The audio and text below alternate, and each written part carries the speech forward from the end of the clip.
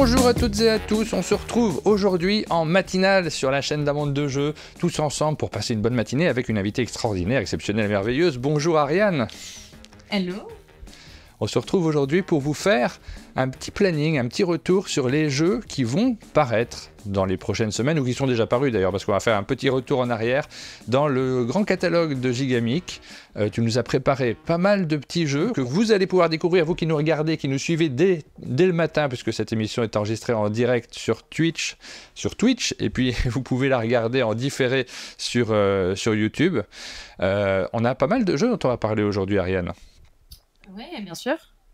On va essayer un peu couvrir les jeux entre janvier et jusqu'après Cannes. Voilà, je vous ai mis un petit sommaire. Vous regardez très rapidement la liste des jeux que l'on va aborder. Donc, tous ceux qui paraissent d'ici Cannes, j'ai marqué des surprises parce qu'on va évoquer quelques jeux que vous ne connaissez pas encore, qui ne sont pas dans cette liste, sur lesquels vous n'avez pas encore commencé à parler, à communiquer plus exactement. C'est pour la toute fin de cette émission.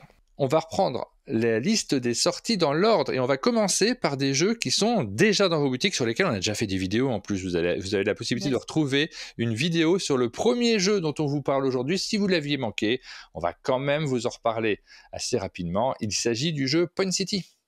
Ouais, tout à fait. C'est sorti maintenant il y a 3 semaines environ. Ouais, le 19 janvier.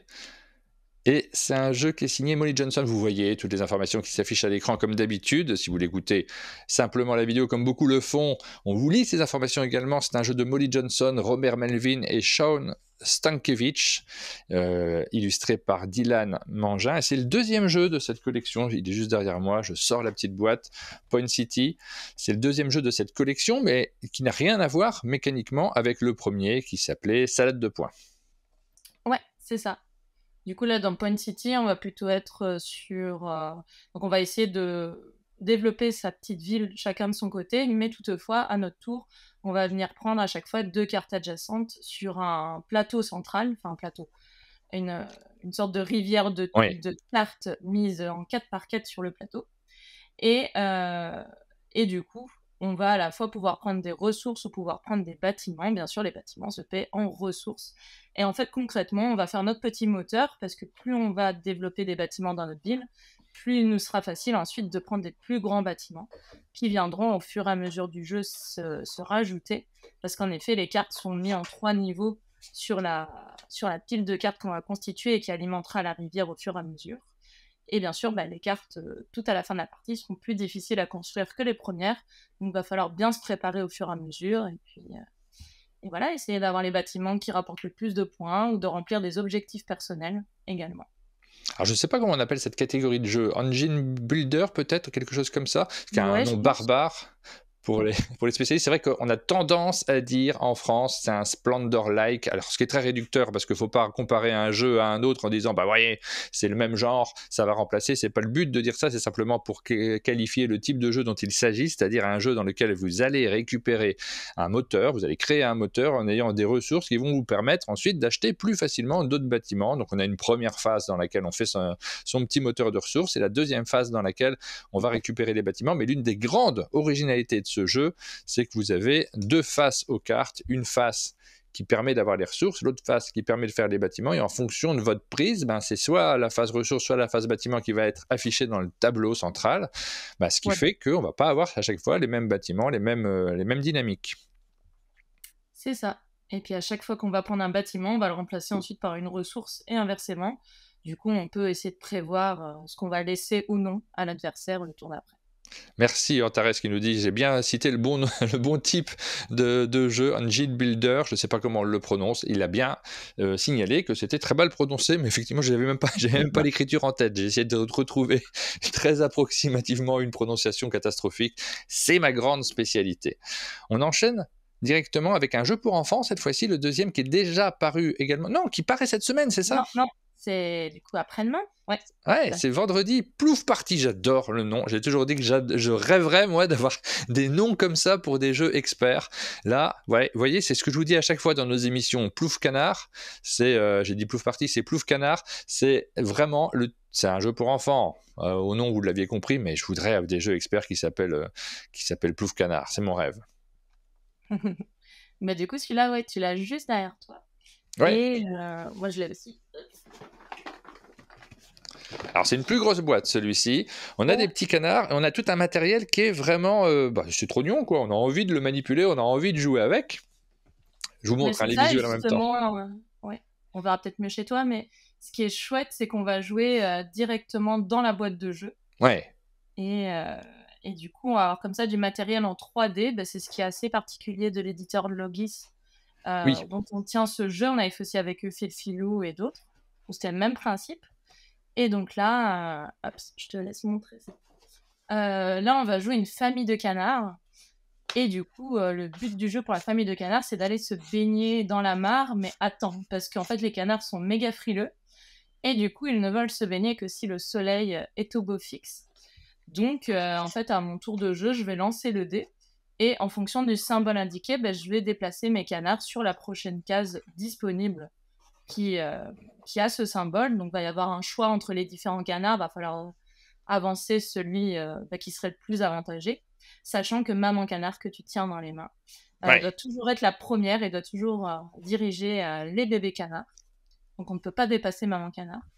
Et ce qui peut se passer de dramatique, c'est que de temps en temps, on peut tomber sur le soleil quand on lance le dé, et à ce moment-là, notre soleil va avancer sur son arc-en-ciel, et s'il arrive au bout de sa course, en fait, malheureusement, il va être recouvert par un nuage, et alors on aura perdu parce que les canards ne veulent pas se baigner s'il ne fait pas super beau. Vous avez fait un petit teaser que j'ai vu passer, alors je sais pas si c'est vous, non c'est Logi peut-être qui l'a fait. Logi tu dis comme nom d'éditeur? Ouais, je sais pas trop, j'avoue, moi je dis Logis, mais Logis peut-être, c'est un petit c'est doute. possible. Je l'ai vu Mais passer. oui, oui, on vient de sortir un petit trailer aussi qu'on va mettre en mode public pour ce vendredi pour la sortie, mais tu as dû le voir passer un petit peu. Il est sur votre page sur le site Gigamic, on a la possibilité Ah de ben le voilà, retrouver. et Il est ben, je assez sais. choupinou. Je vous invite à aller jeter un coup d'œil. Moi, je m'en suis servi déjà. J'en ai extrait des séquences pour notre visuel qu'on fait tourner sur les réseaux sociaux. Voilà, c'est Plouf Canard. N'hésitez pas à nous dire, hein, vous qui regardez cette émission sur YouTube, mais également en direct live, évidemment, ça vous gênez pas, sur Twitch, à nous dire les jeux qui vous font de l'œil, auxquels vous avez envie de jouer tout particulièrement. Moi, je suis curieux de savoir, on fait toute une sélection là, enfin, c'est même pas une sélection, c'est la totalité des jeux qui sortent dans les semaines qui viennent. Je suis curieux de savoir ceux qui vous attirent plus particulièrement. C'est toujours une information qui nous intéresse, nous, et qui t'intéresse particulièrement, Ariane. Ouais, tout à fait. Et on nous cite, j'ai dit Plouf Party, on nous signale que Plouf Party, c'est un jeu qui est publié par Cocktail Games, évidemment, il y a quelques années de ça. Donc ça n'a rien à voir, tapez pas Plouf Party dans votre navigateur. Alors, on va enchaîner avec les jeux qui ne sont pas encore parus. Oui, ouais. La prochaine parution, c'est pour la semaine prochaine. C'est Ouais, tout à fait. Sunrise Avenue. Et là, c'est un Rainer Knizia, on connaît bien ce nom. On a très souvent l'occasion de le citer sur notre chaîne pour tous les jeux qu'il produit. Sunrise Avenue. Alors moi, celui-ci, je ne le connais pas encore, je n'ai pas eu l'occasion de le voir. Je trouve la couverture très jolie, mais je ne saurais pas en parler davantage pour l'instant. Ben, je l'ai ici. Ouais, Sunrise Avenue, donc c'est le même format de boîte que Canard. Ah oui, même public. Pas du tout. Ah. Mais voilà. Après, c'est bien entraîné dans la mare, on peut passer à la ville, parce qu'en fait, on va chacun incarner un promoteur immobilier qui essaye de développer ses demeures sur Sunrise Avenue. Donc concrètement, comment est-ce qu'on va jouer? En fait, on va avoir plusieurs cartes demeures de couleurs différentes. Et à mon tour de jeu, je vais pouvoir en jouer une ou plusieurs de même couleur pour pouvoir construire des demeures sur une case qui aurait cette même couleur disponible sur le plateau. Donc bien sûr, au début, on commence du centre du plateau, puis après, on peut s'appuyer sur ce que les autres ont déjà construit pour démarrer de plus loin. Et on va construire comme ça des demeures. Et on va rapporter des points en fonction de où on les construit. Donc ça va être assez aléatoire sur le plateau. On va avoir des endroits qui vont nous rapporter plus de points, donc on va les chercher en priorité. Mais des fois, pour les atteindre, il faudra avant construire d'autres demeures dans d'autres couleurs qui vont peut-être moins nous arranger. Mais en fait, on va comme ça essayer d'optimiser sa main de carte, d'essayer de se préparer pour justement, à mon tour, pouvoir construire le maximum de demeures et avoir le maximum de points. Et ça va un petit peu marcher comme un aventurier du rail, tout simplement. Oui, ça a l'air assez simple. Dès qu'on voit le matériel, on se rend compte que c'est du matos qui laisse présager d'un jeu assez accessible. Ouais, c'est hyper accessible, c'est vraiment les aventuriers du rail du bâtiment. Donc à mon tour, voilà, soit je pioche 2 cartes pour me préparer, soit je joue autant de cartes de mon choix. Tant que ça rencontre les bonnes couleurs sur le plateau, je peux continuer à jouer et à marquer des points comme ça.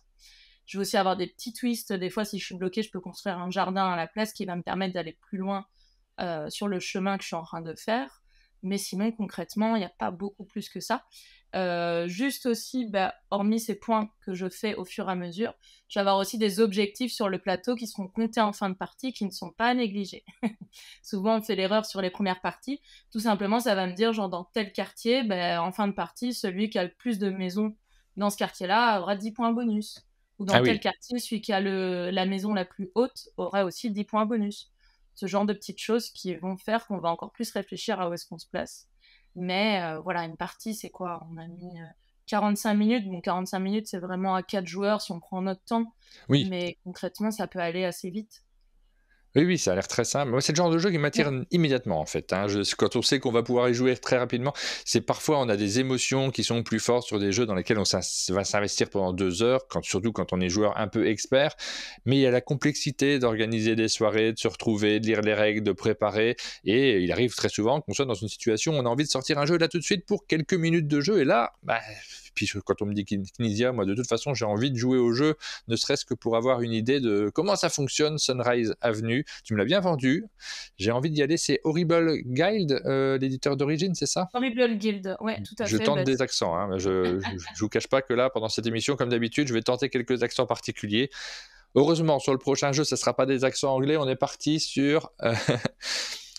On me dit si je connais Rondo, c'est une refonte Sunrise Avenue de Rondo. Ah oui, je connais Rondo, très bien. Effectivement, c'était une nouvelle édition à partir de la mécanique de Rondo. On est parti sur un jeu italien cette fois-ci, donc ça ne sera pas le même genre d'accent. Je suis au moins aussi au point sur les accents italiens, ne vous inquiétez pas. Horrible Guild est aussi italien, si tu veux tout savoir. Oui. On est dans l'Italie. Ben oui, mais c'est écrit en anglais. Le match du siècle, un jeu de Paolo Mori qui est illustré par Atelier 198. C'est un atelier d'illustrateurs. Petit jeu dans une petite boîte. La boîte est juste là, je vous la montre. Hop. Petit jeu dans une petite boîte pour 2 joueurs uniquement. Et alors celui-ci, tu nous l'as envoyé un petit peu en avance. T'as bien fait parce que j'enchaîne les parties depuis dès que quelqu'un arrive au chalet. Il n'a pas le temps d'installer son manteau, il n'a pas le temps de sortir, que je lui dis t'as déjà joué au match du siècle? Laisse tes trucs là sur le côté, on va jouer au match du siècle et on se lance directement dans la partie. C'est un jeu qui me parle tout particulièrement. C'est pas de la pub, hein, ça vous me connaissez de toute façon pour ceux qui suivent la chaîne. Vous savez que je suis un grand amateur des jeux de Paolo Mori. Il y a une simplicité, il y a une élégance dans les jeux qu'il nous propose qui moi me parle particulièrement. J'ai beaucoup mis en avant Blitzkrieg, et c'est pas vous qui le faites, Blitzkrieg d'ailleurs, je crois qu'il est chez Metago. Et par contre, le match du siècle, tu vois, c'est le deuxième d'une gamme qu'on commence à faire. Oui. Le premier, du coup, c'était d'Orgé de Blé. Oui. Que tu connais aussi. Donc, c'est le même format de boîte, exactement. Et c'est des jeux initiés 2 joueurs. Oui. Donc là, le match du siècle, c'est un petit cran au-dessus quand même. Ah oui, tu trouves? Par rapport à D'Orgé de Blé? Il y a 3-4 règles qu'il faut retenir, mais je trouve pas ça si complexe, moi. Ah non, c'est pas dans la complexité, c'est plus dans la durée et aussi dans le type de réflexion. C'est vrai. On va devoir un peu plus réfléchir long terme peut-être et plus... je sais pas, va falloir être plus patient, va falloir préparer ses coups, les anticiper. Voilà, on va jouer un match. Tu veux que j'en parle un peu ou tu veux en parler? Je vais vous en parler très rapidement. On va jouer là un match d'échecs. Donc un match d'échecs qui se déroule en plusieurs parties, hein, c'est comme ça que ça fonctionne. Un match d'échecs historique puisque c'est celui qui a opposé Fischer et Spassky, que les spécialistes des échecs connaissent bien, en pleine période de guerre froide. Je crois que c'est Fischer qui l'a emporté à la fin, si je ne me trompe pas, mais c'était la grande période où Spassky dominait le monde des échecs, il était champion du monde. Il y a eu un match très tendu qui a été hyper médiatisé, forcément, notamment en Russie et aux États-Unis, mais évidemment aussi en Europe. On s'est intéressé également à ce match-là. Et vous allez jouer ça, mais pas du tout avec les règles des échecs, même si le matériel y fait penser, puisque vous voyez des pions qui font penser aux échecs. Vous allez y jouer avec des cartes. On est sur une sorte de carte driven associée à un jeu de tir à la corde, puisque vous allez essayer de récupérer des points de victoire. Vous voyez qu'il y a un petit jeton jaune là qui est tout en haut de votre écran. Vous allez essayer de le tirer vers vous pour marquer un maximum de points et scorer gagner les différentes parties d'échecs pour être le premier à remporter le championnat du monde. Je vous ai préparé une petite mise en place là juste devant moi. On passe en vue du dessus si ça fonctionne. Voilà la vue du dessus, parce que je ne vais pas vous expliquer le jeu du tout dans cette matinale, mais je vais vous montrer le principe général pour peut-être vous créer des envies.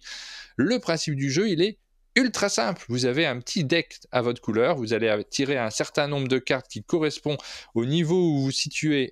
Dans la partie en début de partie, on a 7 cartes si on est joueur bleu, si on est l'américain, on a 6 cartes si on est le russe, et chacun à son tour, en commençant par le premier joueur, donc là c'est le russe, vous allez choisir une carte de votre main et la jouer dans une colonne. L'adversaire va choisir une carte de sa main et la jouer dans la même colonne, il est obligé, et on va regarder qui l'emporte. Si là c'est le cas, on a un 2, là c'est pas comme ça qu'on va jouer. D'ailleurs le russe, il faut qu'il joue du côté blanc et l'américain, il faut qu'il joue du côté noir, c'est très important. Si c'est ici le russe qui l'emporte, 4 contre 2, eh bien c'est lui qui va avancer ce marqueur-là de 4 crans. On va pouvoir jouer dans les 4 colonnes et dès qu'un joueur a une majorité et qu'il ne peut plus être attrapé, il va remporter la manche. Vous voyez que j'ai mis les pions à l'envers dans cette matinale, les gens vont s'offusquer en regardant. Il va remporter la manche, il va s'avancer. Le premier qui arrive au bout ici de cet espace-là remporte la partie. C'est aussi simple que ça pour la mécanique centrale. Mais là où c'est hyper malin, c'est que votre carte, c'est pour ça que sur ma mise en place, j'ai fait n'importe quoi, parce que je suis concentré sur la vidéo en même temps que sur les explications, c'est que vos cartes, elles ont 2 côtés. Elles ont un côté blanc et elles ont un côté noir. Ce qui fait que quand vous les avez en main, vous choisissez si vous les jouez de votre côté blanc, et dans ce cas-là, vous ne ferez jamais le côté noir, ou si vous la jouez du côté noir, et dans ce cas-là, vous ne ferez pas le côté blanc, parce qu'à chaque tour, c'est pas le même premier joueur qui commence, donc vous ne jouez pas avec le même côté des cartes. Le pion premier joueur va passer d'un joueur à l'autre. C'est assez simple, je ne rentre pas plus dans les détails parce qu'il y a des pouvoirs des cartes qui vont se rajouter, il y a des effets supplémentaires, il y a des petits pions que vous pourrez jouer en plus, il y a plein de petits aspects qui rendent le jeu très malin et hyper élégant, mais sinon la base du jeu elle est hyper simple, vous jouez une carte dans une colonne et vous essayez de faire plus fort que l'adversaire avec des risques et des petits dilemmes systématiques. Je vous dis, c'est le jeu qui tourne en boucle au chalet en ce moment. Yes, tout à fait. Et je vois qu'on me demande s'il sera jouable à Cannes. Ben oui, parce qu'il sort juste le 23 février. Du coup, il y aura quelques tables sur le stand public, mais il sera aussi achetable sur une des 3 boutiques qu'on aura à Cannes. Et puis bien sûr, il y a aussi toutes les boutiques partenaires qui seront autour. Donc... Voilà. Il sera là. Puis pour ceux qui ne sont pas à Cannes, du coup, il sort la même semaine. 23 février, ça va arriver très très vite. Et puis le plus simple, c'est de venir au chalet, comme ça il y a des chances que vous en fassiez une petite partie. Pour l'instant, je suis invaincu. Donc attention, défi au prochain qui vient au chalet, ça dure jamais très longtemps. Cette phase où on reste invaincu sur un jeu, en général, il y a quelqu'un qui arrive et peut-être que j'y rejouerai plus jamais pour garder mon invincibilité. Voilà pour le match du siècle, c'est un jeu que moi me touche particulièrement, j'espère que je vous l'ai bien vendu. C'est toujours difficile quand on vous parle d'un jeu qui nous tient particulièrement à cœur, on a envie de vous partager cette émotion et le plaisir qu'on a d'y jouer, et j'espère que c'est communicatif. Le suivant, je ne le connais pas, je vais te laisser en parler, c'est Moorland. Un jeu de Stephen Bendor, illustré par Annika Heller. Ouais, et ça vient du coup du même éditeur allemand que Match du siècle, qui est Deep Print Games.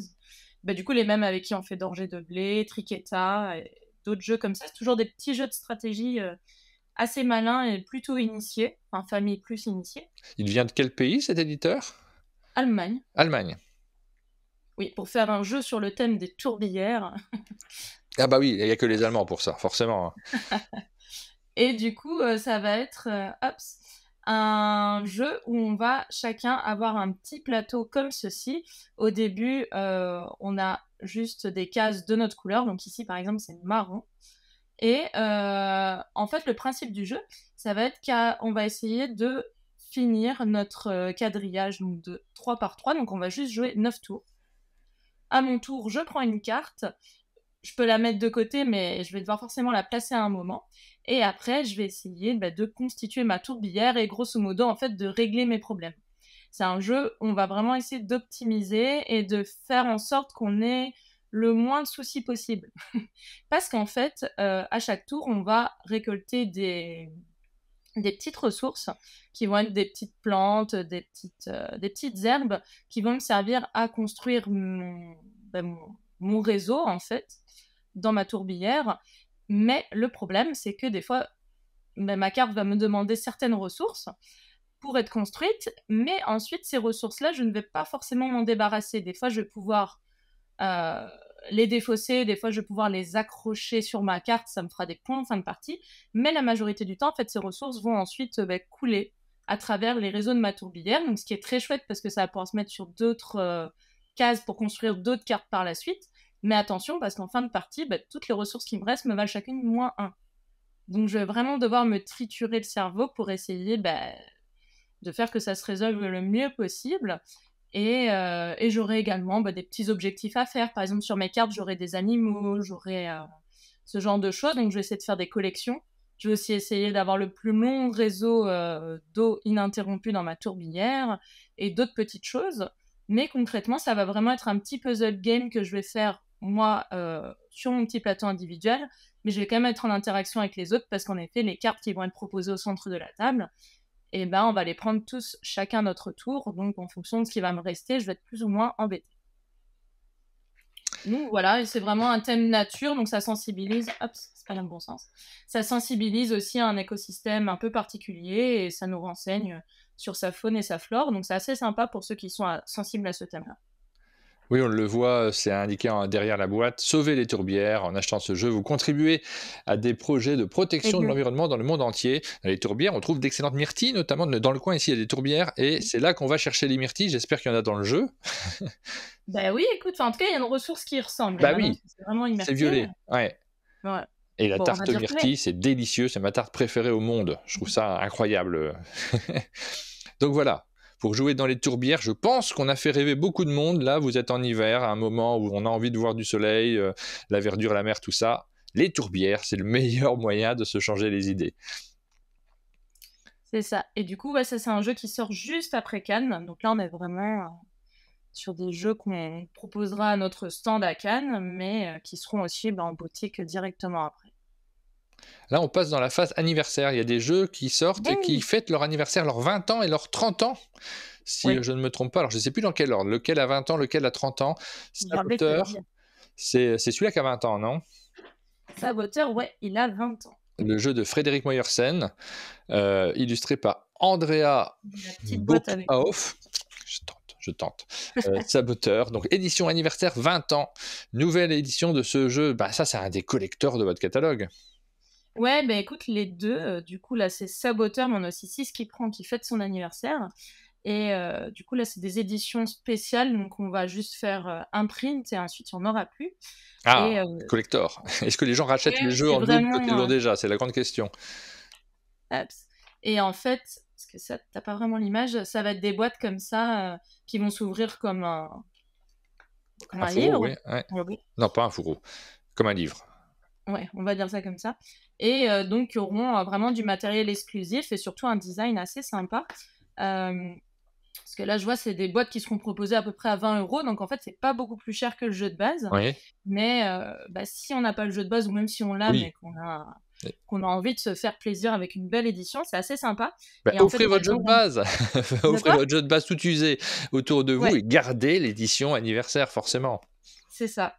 Et ce qui est chouette, c'est que du coup, à chaque fois, on a le jeu de base dedans, mais pas que. Par exemple, pour Saboteur, on a aussi la première extension dedans. Et on a également pas mal de petits ajouts collector. Donc, on va avoir, en fait, ces deux jeux où il y a souvent des tournois organisés. Oui. Et du coup, chaque année, on a une carte exclusive au tournoi qui sort. Et là, toutes les cartes de tous les tournois sont dedans. Donc, il y a des trucs assez collector. On a également des petits ajouts, des petites variantes. Par exemple, Saboteur, on va avoir la variante, c'est Festival. En fait, ça va être une nouvelle carte. Et quand on arrive à découvrir ce lieu, du coup, en explorant, on va tout simplement mélanger de nouveau tous nos rôles autour de la table et ça va bien foutre le bazar. Donc, ça va être des petits ajouts comme ça, des petites variantes un peu rigolotes et un peu exclusives. Et donc ça, c'est pour Saboteur. En plus, on a des petits élastiques avec qui sont très chouettes. Donc, Saboteur, on nous dit sur le chat que certains n'ont jamais joué. Plume-Doigt nous dit j'ai jamais joué à Saboteur, c'est une honte. C'est vrai que quand on arrive dans le jeu de société, des fois on est émerveillé par tous les jeux qui paraissent et on est concentré sur la nouveauté. C'est normal ça. Et on ne connaît pas forcément les grands classiques. Donc ça, c'est un classique. C'est un jeu dans lequel on va construire la petite mine et il y a beaucoup d'interactions entre les joueurs. Hein. C'est un jeu qui peut se jouer en grand groupe, jusque 12 joueurs, je vois indiqué. Les parties sont pas si courtes que ça finalement, ça dure quand même un petit moment, c'est assez accessible et en même temps il y a de la surprise avec les cartes que l'on va jouer, avec les sabotages qui ont lieu, c'est pas si évident d'arriver à ses fins dans ce jeu-là. Si ce qui prend, c'est aussi un classique mais dans un style différent puisque là cette fois-ci on a des cartes avec des numéros que l'on va aligner les unes derrière les autres et c'est tout simplement comme son nom l'indique, là c'est le type de jeu dans lequel le titre du jeu vous indique la mécanique. C'est la 6e carte qui est posée qui va déclencher une prise. Et une prise de carte est parfois souvent une prise de malus puisque sur ces cartes il y a des symboles vaches, il ne faut pas en avoir trop devant soi. C'est ça, tout à fait. Ben là pareil, du coup tu as le jeu de base qui est compris dedans. Il y a en plus là un nouveau mode de jeu qui est exclusif à cette boîte, qui est tous contre le bœuf. Et où en fait c'est un mode coopératif où là on va essayer de pourrir un joueur virtuel qui va être le bœuf. On va avoir un petit plateau en plus où on va pouvoir du coup le charger en cartes malus. Et également plein de cartes exclusives, des cartes actions, des petites choses un peu rigolotes pour agrémenter le jeu. Mais bien sûr à chaque fois il y a déjà juste le jeu de base et la jolie boîte en plus qui est assez chouette.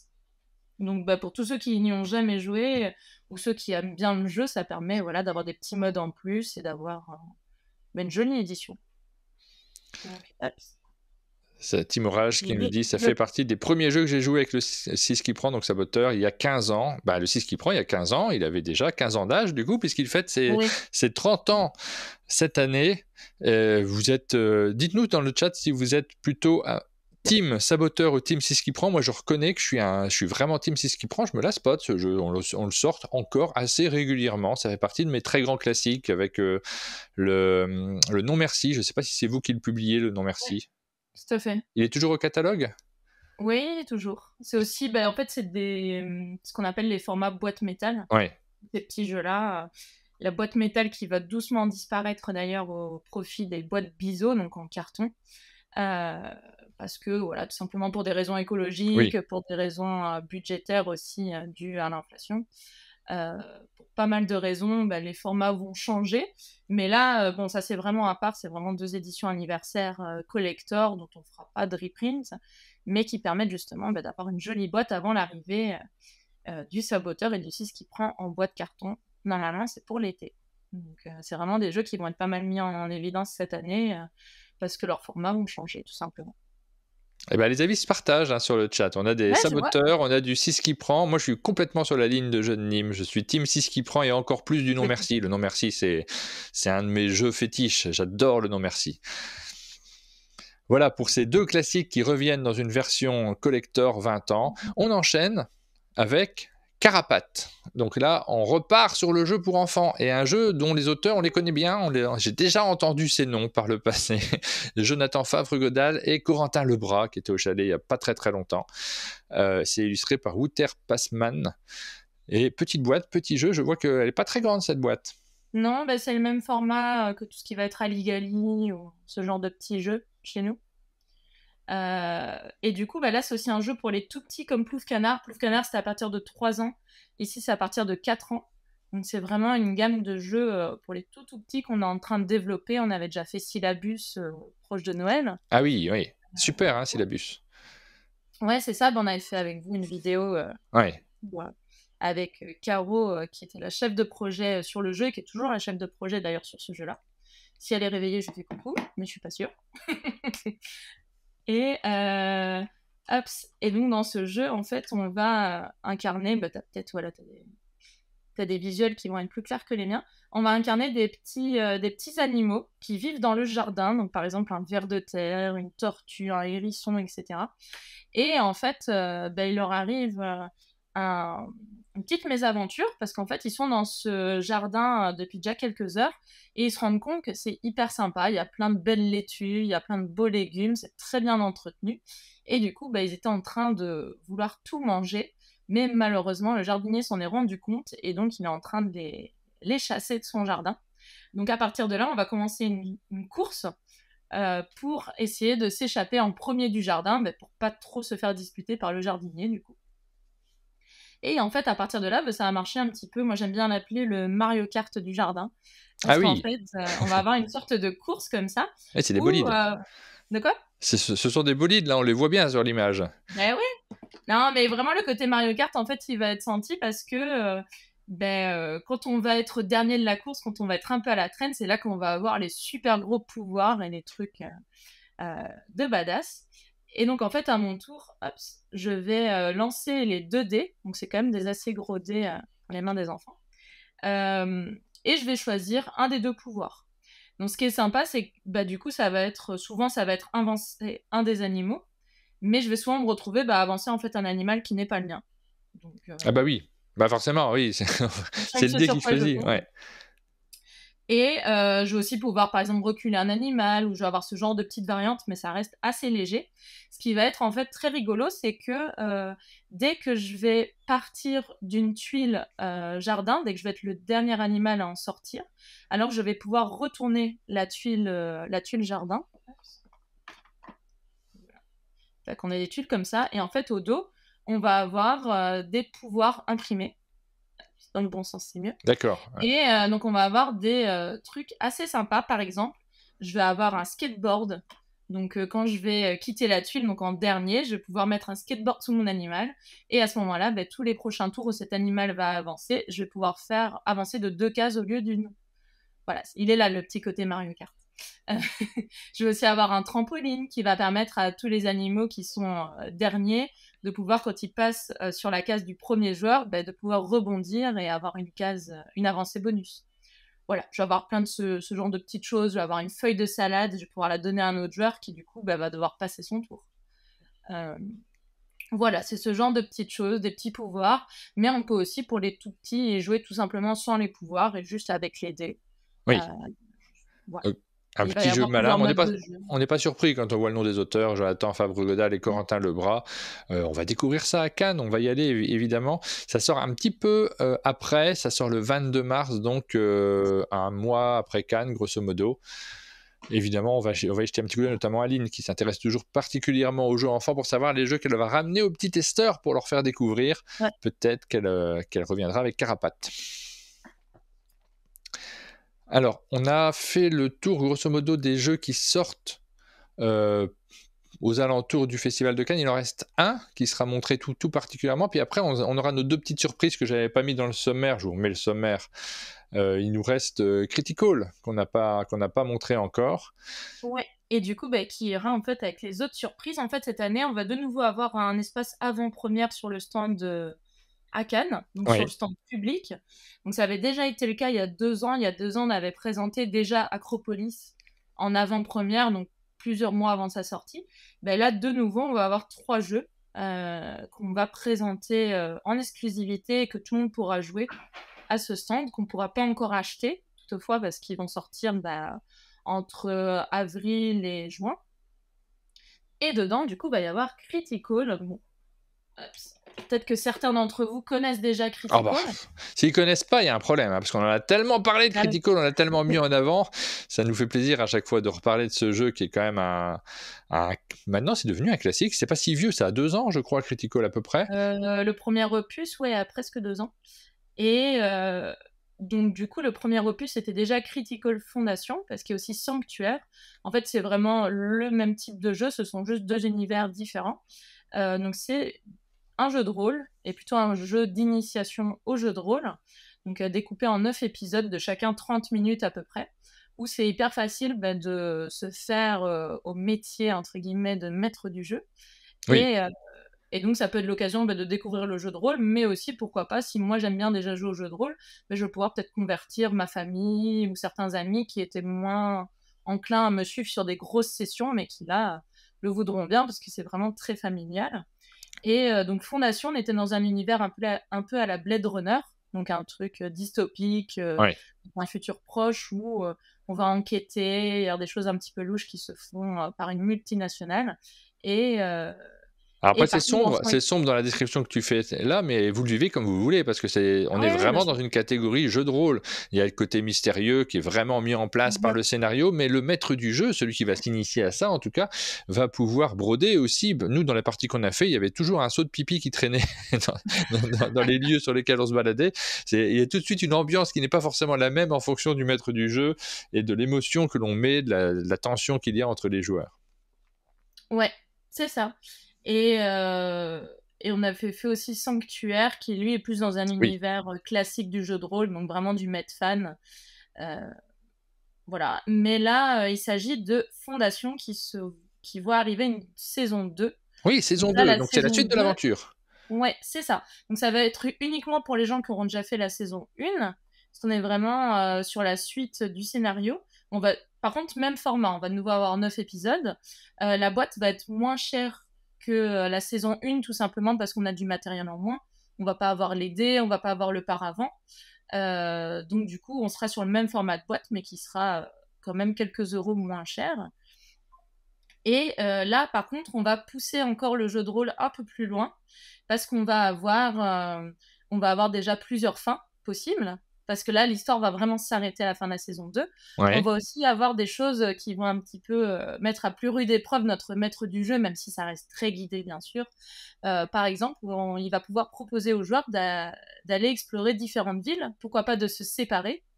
Et en fait, les joueurs vont pas forcément faire les épisodes dans le même ordre d'une partie à l'autre. Je vais pouvoir, voilà, vouloir d'abord explorer Istanbul, je dévoile pas D'accord. trop, Ouais. mais voilà, on va avoir des embranchements différents possibles et du coup, bah, des fins différentes aussi. On va également avoir, là, c'est ce que tu montres, un nouveau métier, donc un nouveau type de personnage qui va se rajouter, et plein de petites choses en plus, mais ça va toujours être très guidé. Par exemple, on va donner une frise chronologique au maître du jeu, on va vraiment tout lui expliquer, lui permettre justement, bah, comme tu disais, de se créer sa petite histoire à partir de l'univers et de pouvoir bah, la développer encore plus loin et apprendre de nouvelles façons d'être maître du jeu, justement, avec ces groupes qui se séparent, avec ces embranchements différents, etc. Oui, parce qu'il n'est pas interdit de broder, hein, c'est toujours pareil. Vous avez un guide, mais c'est le cas aussi d'autres jeux de rôle qui sont moins guidés que celui-ci. Mais là, vous avez un guide par chapitre, ce qui vous permet de vivre l'aventure par épisode, comme on le ferait sur une série. C'était vraiment l'idée de base. Mais derrière ça, si vous avez envie de broder, en fonction des maîtres du jeu, vous aurez des parties qui sont plus ou moins longues d'ailleurs. Pour certains qui se fient uniquement à ce qui est écrit dans le texte, ça risque d'être relativement court. On pourra tourner autour d'une demi-heure, comme c'est indiqué Ouais. sur cette fiche. Pour ceux qui aiment bien broder, raconter des histoires, placer des éléments dans le décor qui n'ont rien à faire là, bah forcément vous allez interagir avec, c'est pas écrit dans le scénario, mais il va se passer des choses qu'il va improviser, comme le font très souvent les maîtres du jeu, et c'est là que c'est très réussi. Moi, ça m'a vraiment convaincu, Critical. Vous avez ces sensations-là qui sont très accessibles. C'est ça. Et du coup, bah, on va déjà montrer cette deuxième boîte à Cannes, mais les premières seront jouables aussi sur le stand avant-première. Si vous avez envie de voir voilà, si ce type de jeu vous plaît, on aura des maîtres du jeu même à disposition parmi nos animateurs. Waouh, j'ai envie de m'y remettre là, tu vois, j'ai une journée de travail de prévu, mais j'ai presque envie de refaire du critical plutôt. Il va falloir que j'attende un petit peu. Alors, c'est là qu'on vient sur nos deux petites surprises qui Oui, n'étaient pas prévues. Alors pourquoi? C'est simplement parce qu'on a prévu de se revoir entre-temps et puis de tourner des vidéos, mais ils seront présentés à Cannes, donc on les rajoute au listing, on vous en reparle. C'est des jeux qui sont très attendus, notamment par vous, parce que je ne sais pas si les joueurs les connaissent déjà ou en ont déjà entendu parler, mais vous, au sein de Gigamic, vous avez beaucoup travaillé dessus, donc vous avez une certaine impatience à les montrer au public, si j'ai bien compris. ben oui, oui, surtout un des deux, on est déjà dessus depuis quelques années. C'est des jeux dont le développement est parfois assez long, parce que c'est Bah oui, des... c'est du Ouais. développement interne, parce que là on a vu qu'il y a des Oui, jeux qui tout à sont fait, ça va être... localisés.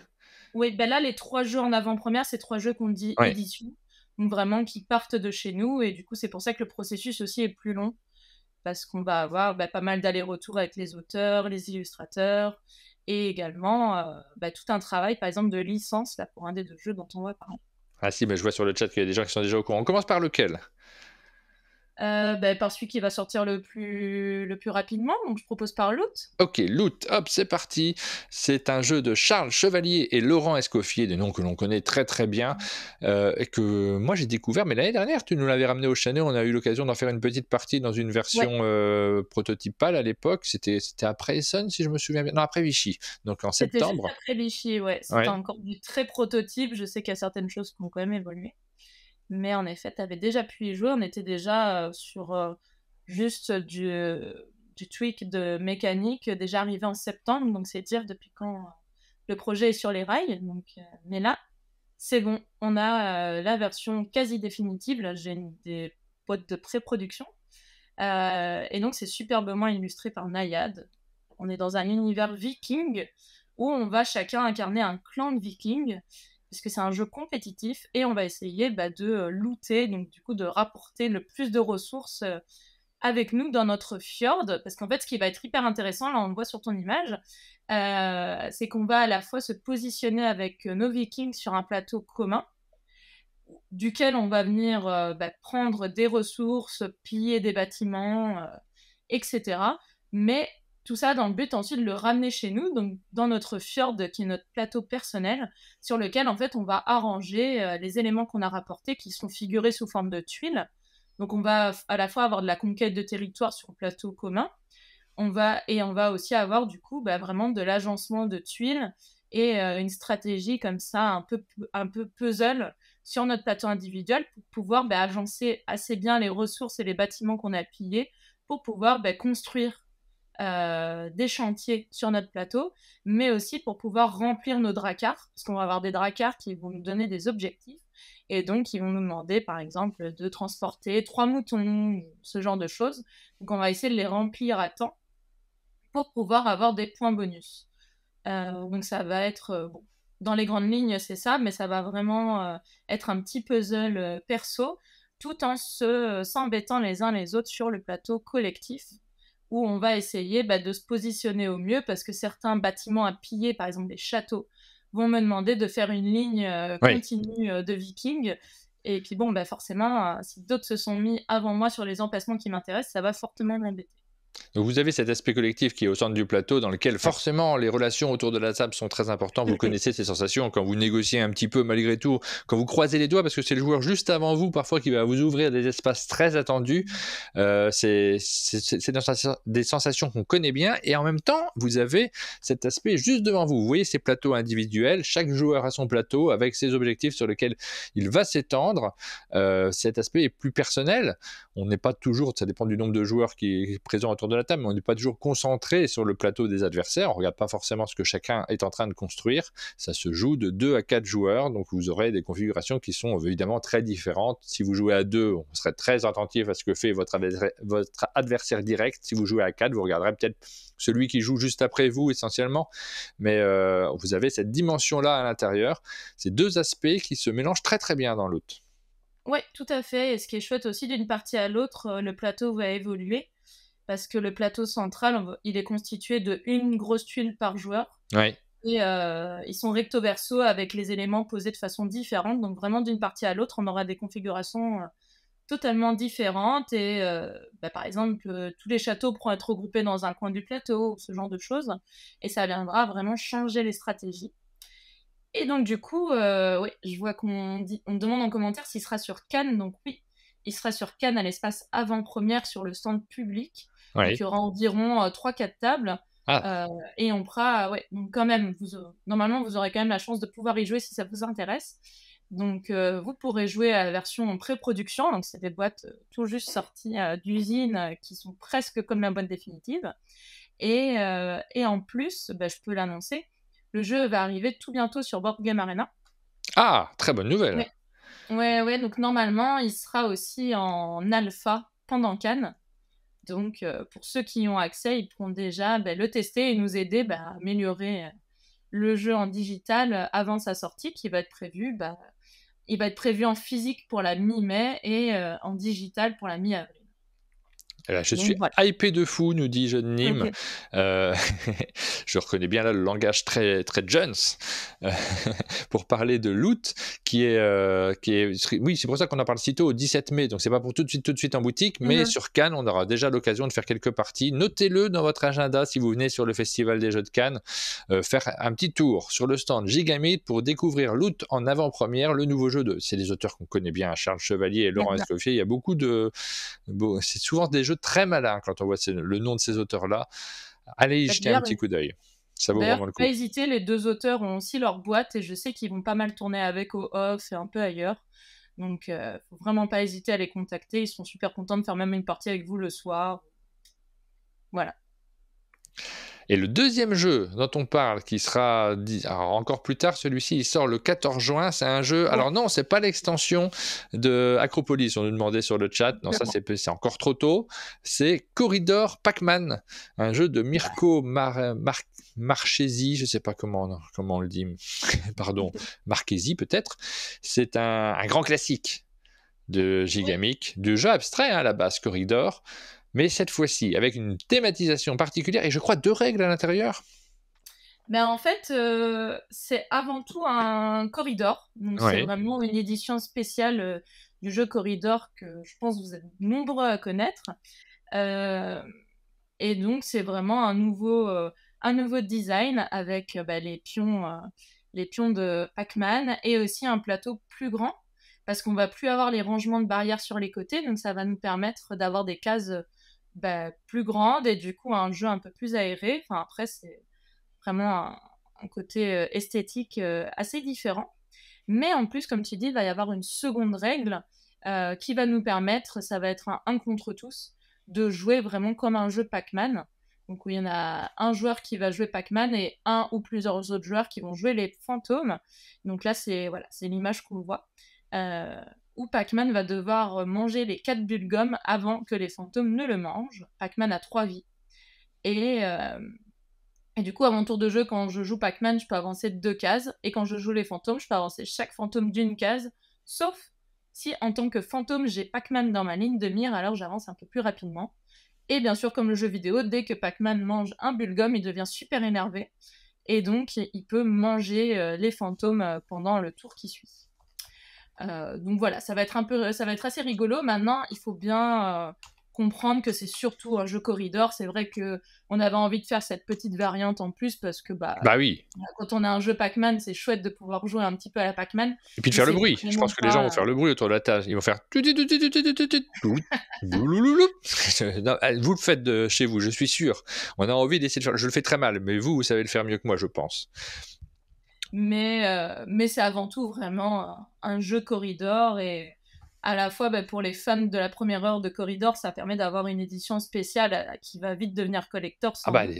c'est super Mais en mignon, hein, même ces petites là, vraiment, on a envie de manipuler le matériel et oui, Corridor, oui. c'était déjà le cas. Quand on voyait le jeu abstrait de base, alors on nous demande, on nous dit: «Je connais pas du tout Corridor, je voudrais savoir comment ça marche».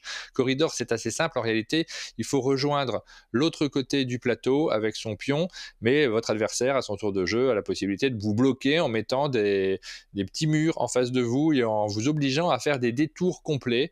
Donc c'est à la fois une sorte de jeu abstrait puis un jeu de rapidité. C'est vraiment très accessible, hein. C'est pas quelque chose de très complexe. C'est plus un jeu qui s'adresse à un public casual dans le jeu abstrait que grand expert. Mais c'est un grand Tout à classique de fait. votre catalogue. Oui, tout à fait, c'est dans la même gamme que Quarto, Kawale, etc. Donc là, c'est vraiment le nouveau venu. Le dernier en date, c'était Kawale il y a déjà un an. D'ailleurs, il sera aussi sur notre stand pour ceux qui n'ont toujours pas joué. Mais là, Corridor Pac-Man, c'est le nouveau. On essaie d'en sortir un par an, Ouais. un nouveau classique. Et, euh, et donc là, bah voilà, c'est à la fois une édition un peu collector pour ceux qui aiment bien ces jeux-là, mais c'est aussi pour ceux qui connaissent pas du tout, et j'en vois quelques-uns dans le chat. Bah, ça peut permettre justement d'y rentrer via ce design Pac-Man que certains vont apprécier. Et donc on pourra jouer vraiment au même jeu que le Corridor classique. Donc, c'est juste après une question de goût, de licence. Et c'est justement ouais, un jeu pareil qu'on développe depuis déjà bah, quelques années, l'air de rien. Ah oui. Ouais, bah, c'est vraiment une licence qui n'a pas été si facile que ça à traiter parce qu'il y a plein de petites choses à prendre en compte. On a vraiment travaillé main dans la main avec les Japonais. Et du coup, pour arriver à faire un jeu qui mélange très bien les deux univers et qui aussi est toujours un jeu totalement en bois, comme nos standards sur les jeux classiques. Donc, il y a vraiment Les ces pions sont deux en bois? mondes qui se sont rencontrés. De quoi? Les pions sont en bois? Ouais, les pions sont en Ah bois. ouais, alors là, c'est peut-être un détail pour beaucoup, mais alors pour moi, c'est le genre de truc, c'est des jeux qu'on a envie de manipuler. Donc là, tu me dis que les pions sont en bois. C'est vrai que je les trouve très jolis comme ça, mais je me disais, bon, ça doit être du plastique. Ah non, non, non, non. Ah. Ça garde vraiment les mêmes standards que les classiques qu'on a. Oui, pour moi, ça veut dire beaucoup. Bah oui, c'est le plaisir de manipuler. On est dans du jeu de société, donc le matériel est essentiel dans notre plaisir de jeu. Sinon, on ferait tous du jeu vidéo en permanence. Alors, on voit pas forcément très très bien, mais ouais. Non, je crois qu'on le voit pas bien. Ouais, mais oui, quand même, j'ai envie de le voir. Mais c'est du bois peint, voilà. Pour les petits pions, ils sont vraiment très chouettes. Bah voilà, ça y est, je suis convaincu. Il me faut Corridor Pac-Man absolument. Je veux le faire trôner au milieu du chalet et entre deux parties du match du siècle. Les pions sont en bois aussi sur le match du siècle. Mais on le voit quand les photos sont jolies à regarder comme ça. On voit tout de suite l'aspect éminemment ludique qu'il y aura. Regardez le match du siècle. La photo est jolie aussi à regarder comme ça. On a envie de manipuler ce matériel très, très agréable à tenir en main. C'est pareil pour Corridor Pac-Man. Voilà pour ces jeux, des deux petits jeux supplémentaires qu'on a rajoutés à la liste des jeux dont on vous parle ce matin. Vous avez un descriptif des sorties jusque... Alors peut-être qu'il y en aura entre-temps, j'imagine, parce que là, on a été jusque juin. Oui, bien sûr, il y en aura d'autres. Là, c'était vraiment le focus sur tout ce à quoi vous pourrez jouer sur le Festival de Cannes. Mais bien sûr, il y aura d'autres sorties entre-temps aussi. D'accord, donc on viendra sur le Festival des Jeux pour regarder, alors pour jouer à Loot en avant-première, pour découvrir Corridor Pac-Man, et donc il y a la possibilité également de s'initier à Critical Foundation sur le Palais des Festivals, pour ceux qui seront du Palais des Festivals. Mais sinon, évidemment, nous, on vous fera des lives sur place, on partagera avec vous plus exactement tout ce qu'on vit là-bas. On se baladera aussi dans les allées avec notre caméra, on passera vous faire un petit coucou surprise pour voir comment ça se passe sur le stand. Voilà pour cette matinale. Merci beaucoup, Ariane, de nous avoir présenté tous ces jeux. Merci également. Donc n'hésitez pas à commenter et à nous dire, pour ceux qui regardent sur YouTube cette fois-ci, parce que ceux qui regardent sur Twitch, évidemment, vous avez commenté en direct, mais ceux qui regardent sur YouTube, n'hésitez pas à nous dire les jeux qui vous ont tapé dans l'œil tout particulièrement. On a nos chouchous, nous aussi, donc on en a mis en avant plus particulièrement, mais je les connais pas tous. J'ai pas eu l'occasion encore de jouer à Sunrise Avenue, mais ça me parle bien, j'ai très envie de m'y mettre. Et Moorland également, que je ne connais pas. Et évidemment, dans ceux que je vous ai présentés et que je connaissais déjà à l'avance, moi, mon gros coup de cœur, c'est le match du siècle. Donc c'est facile, parce que celui-ci, j'y ai joué et j'attends de rejouer à Loot, évidemment, dans son matériel final pour redécouvrir le jeu. On aura l'occasion de vous en reparler plus en détail sur notre chaîne. Vous venez au chalet, notamment, pour le présenter, celui-ci. Oui, pour présenter Loot, tout à fait. On viendra au chalet, un peu plus proche de la sortie, et on viendra accompagné de Nayad. Ouais. On a hâte. Ouais, ça sera la fête. Merci à tous de nous avoir suivis dans cette matinale. Merci à Ariane de nous avoir présenté aussi brillamment tous ces jeux-là. On arrive à la fin de cette émission. On vous rend à votre journée et on vous donne rendez-vous très bientôt pour de nouvelles émissions sur les chaînes Twitch. Donc demain, pour ceux qui regardent en direct, c'est les Actus Ludiques avec Pénélope, ou YouTube. Ce sera aussi les Actus Ludiques qu'on reverra sur YouTube également. À très bientôt tout le monde. Salut. Salut.